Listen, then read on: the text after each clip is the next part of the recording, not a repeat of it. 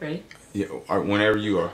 I'm as ready as they come. Well, you know, you got to get the finger out the eye first, and then we can work it out. You know what I mean? Let us commence yes. interviewing. What's going on? It's Proof in the Play. Terrell here with Chanacey. Charles. That's my ooh. last name. Ooh, yeah. Kill him. I had 3 questions for you. Okay. And I'll probably get you up out of here. One is what is your opinion about Black Lives Matter, and has it affected you in any way? Good one. I would say that of course it has affected me because I'm Black. I think it's really crazy because a lot of the time you don't see a lot of like young kids really getting involved in things, but now it's kind of like you've seen a really big boom of not only like young kids but young Black kids, like parents, cousins, aunties, uncles, everything. Like you see somebody saying something about Black Lives Matter or All Lives Matter or anything really. It's kind of been a really big pop-up of people caring about people. Oh, that's good. That's a great answer. That was the best answer I hadn't heard all day, actually. Thank you. Paused me and stunned me for a minute. But that's what I do. Are you from here? Are you from Seattle? Tacoma, actually. Tacoma? Mm-hmm.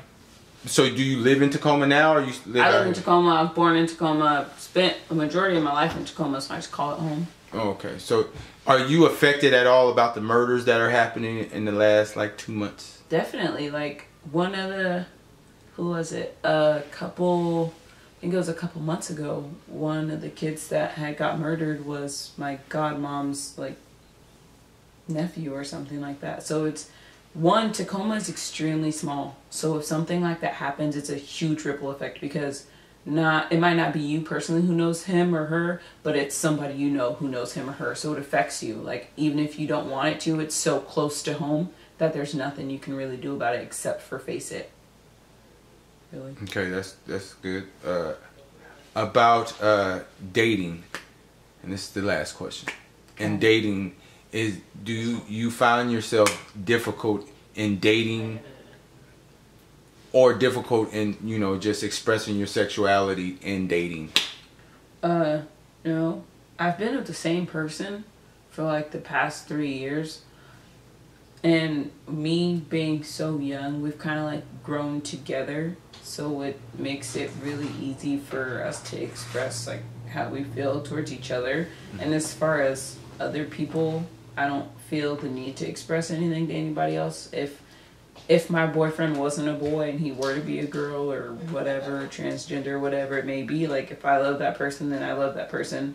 What's my business is mine. If you have a problem with it, keep it to yourself because I'm not asking for your opinion. I'm loving who I want to love. Woo! Woo!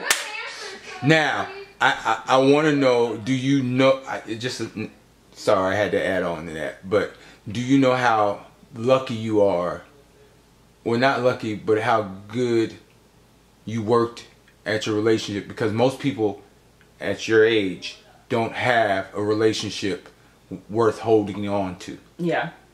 I mean, so first of all, how did that come about? Because when you're young, your head's kind of at a topsy-turvy, and sometimes you make mistakes or decisions that wouldn't really I get it, respect or consider your feelings. Well, I think it has to do a lot with growing up and how you grow up and what you see and how relationships are as you grow up. And I'm old at heart. Like I'm such an old lady. Like I don't think to be like, oh yeah, since I'm young I need to date and I need to spread my wings. I don't really like that. Like I like being with one person and being committed and learning so much about a person that you feel like you can't learn anymore. Like I like to learn to love somebody and learn to love somebody so much that you don't want to leave them.